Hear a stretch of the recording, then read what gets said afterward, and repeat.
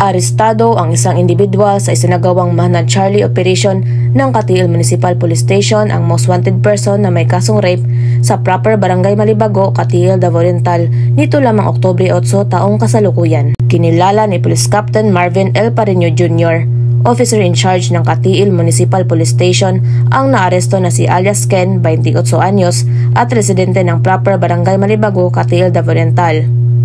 Ayon kay Police Captain Pareño Jr., naaresto ang suspect sa bisa ng warrant of arrest na inihain ng Regional Trial Court, Branch 7, 11th Judicial Region, Baganga, Davao Oriental.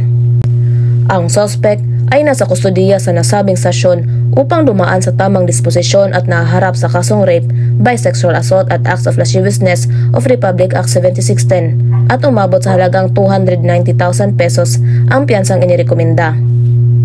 Patuloy ang Police Regional Office 11 sa pamumuno ni Regional Director, Police Brigadier General Leon Victor Zamora Rosete sa pagsagawa ng mga operasyon para hulihin ang mga wanted person na may mga pananagutan sa batas at panatilihin ang kapayapaan at kaayusan tungo sa pagsulong ng bansa.